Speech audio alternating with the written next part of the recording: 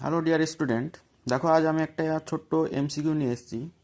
ABCD বৃত্তস্থ চতুর্ভুজের angle এ সমান 4x degree, angle B সমান হচ্ছে 7x ডিগ্রি, অ্যাঙ্গেল সি সমান 5y ডিগ্রি এবং অ্যাঙ্গেল ডি সমান y ডিগ্রি হয়, তবে x/y এর মান কত?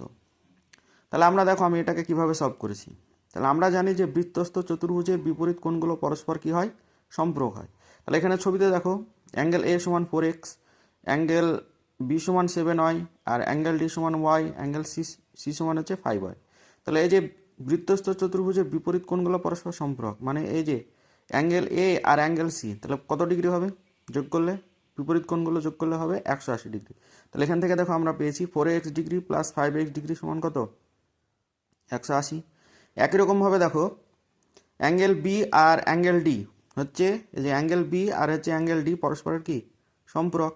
তাহলে এদের যোগফল কত হবে? 180 ডিগ্রি হবে।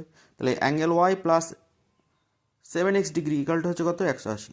যেহেতু দেখো এই দুটো কোণের মানও 180 ডিগ্রি এবং এই দুটো কোণের মানও হচ্ছে 180 ডিগ্রি, তাই আমরা কি করতে পারি, এটা আর এটাকে কি করতে পারি, সমান করতে পারি। তাহলে বাই কন্ডিশন অনুযায়ী আমরা কি করতে পারি, বাই কন্ডিশন, তাহলে 4x ডিগ্রি প্লাস হচ্ছে 5y ডিগ্রি ইকালটা হচ্ছে 180।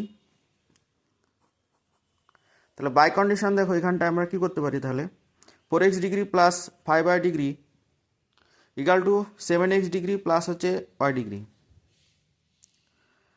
তাহলে এখানে দেখো ক্যালকুলেশন করলে কি পাবো, 4x মাইনাস 7x ইকালটা হচ্ছে y মাইনাস 5y। তাহলে 3x ইকালটা হচ্ছে কত? 4y। তাহলে x বাই y সমান কত হবে? 4/3। তাহলে দেয়ারফর x/y সমান কত হবে? তাহলে 4/3। তাহলে x/y এর অনুপাত কত পেলাম? 4/3।